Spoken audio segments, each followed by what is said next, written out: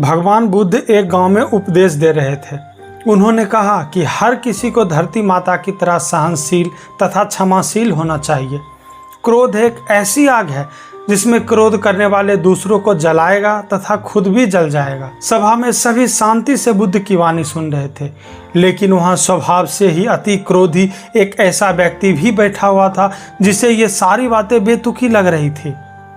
वह कुछ देर तक ये सब सुनता रहा, फिर अचानक ही आग बबूला होकर बोलने लगा, तुम पाखंडी हो, बड़ी बड़ी बातें करना यही तुम्हारा काम है। तुम लोगों को भ्रमित कर रहे हो। तुम्हारी ये बातें आज के समय में कोई मायने नहीं रखती। ऐसे कई कटु वचनों सुनकर भी बुद्ध शांत रहे। उसकी बातों से ना तो वह दुखी हुए, ना ही कोई प्रतिक्रिया की। यह देखकर वह व्यक्ति और भी क्रोधित हो गया और उसने बुद्ध के मुंह पर थूक दिया और वहां से चला गया। अगले दिन जब उस व्यक्ति का क्रोध शांत हुआ तो वह अपने बुरे व्यवहार के कारण पछतावे की आग में जलने लगा और वह उन्हें ढूंढते हुए उसी स्थान पर पहुंचा जहां बुद्ध प्रवचन दे रहे थे।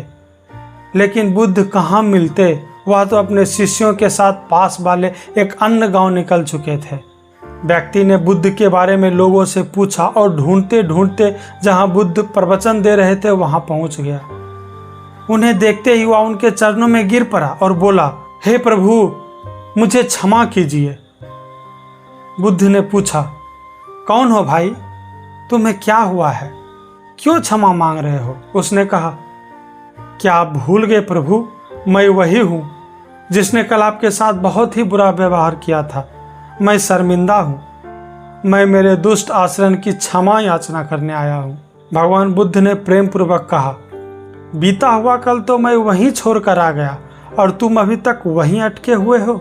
तुम्हें अपनी गलती का आभास हो गया, तुमने पश्चाताप कर लिया, तुम निर्मल हो चुके हो। अब तुम आज में प्रवेश करो। बुरी बातें तथा बुरी घटनाएं याद करते रहने से वर्तमान और भविष्य दोनों बिगड़ते जाते हैं। बीते हुए कल के कारण आज को मत बिगाड़ो। उस व्यक्ति का सारा बोझ उतर गया। उसने भगवान बुद्ध के चरणों में पड़कर क्रोध को त्याग कर तथा क्षमाशीलता का संकल्प लिया। बुद्ध ने उसके मस्तिष्क पर आशीष का हाथ रखा। उस दिन से उसमें परिवर्तन आ गया और उसके जीवन में सत्य, प्रेम और करुणा की धारा बहने लगी। मित्रों, बहुत बार हम भूत में की गई किसी गलती के बारे में सोचकर बार बार दुखी होते और खुद को कोसते हैं। हमें ऐसा कभी नहीं करना चाहिए। गलती का बोध हो जाने पर हमें उसे कभी ना दोहराने का संकल्प लेना चाहिए और एक नई ऊर्जा के साथ वर्तमान को सुदृढ़ बनाना चाहिए। राधे कृष्णा।